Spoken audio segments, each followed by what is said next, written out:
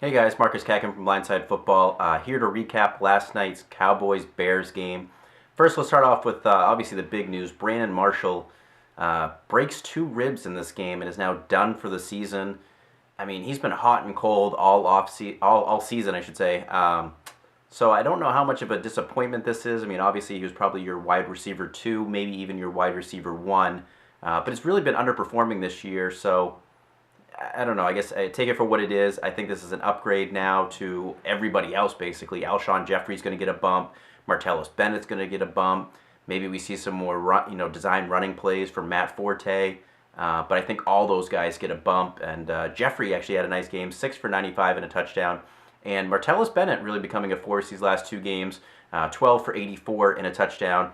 Was a soft matchup against Dallas. Dallas is terrible against the tight ends. I've been telling you that in the podcast and in previous sessions, previous daily fantasy updates. I myself had Martellus Bennett in several of my daily fantasy leagues exactly for this reason. And then Matt Forte gets you 100 total yards, gets you a touchdown, and a 2-point conversion. So on the surface, it looks like it was a pretty good game, but just 26 rushing yards, and he does lose a fumble.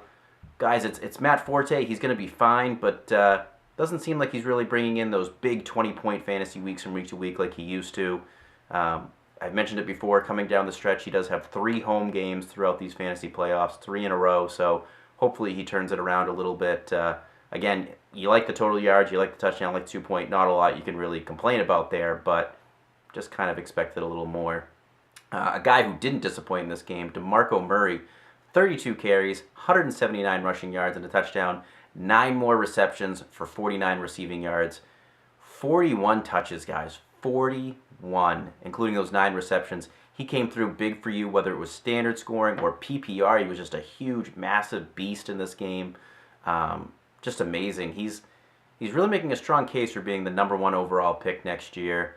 The workload is going to scare me a little bit on him, and I do like Le'Veon Bell, who's of a similar mold as DeMarco, but that workload's going to be a little scary, but right now he's looking like your sure number 1 pick for fantasy next year.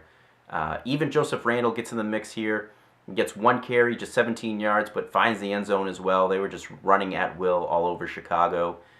Tony Romo, a great game here too. 3 touchdowns, including 2 to Cole Beasley. Cole Beasley seems like he's becoming the new wide receiver 2 for the Cowboys. Not Terrence Williams anymore. Hopefully you're not still rostering Terrence Williams, but Cole Beasley may be a speculative ad. Maybe something there in deeper leagues or in daily fantasy leagues. Don't forget to subscribe below for my daily fantasy updates and follow me on Twitter at Marcus Katkin.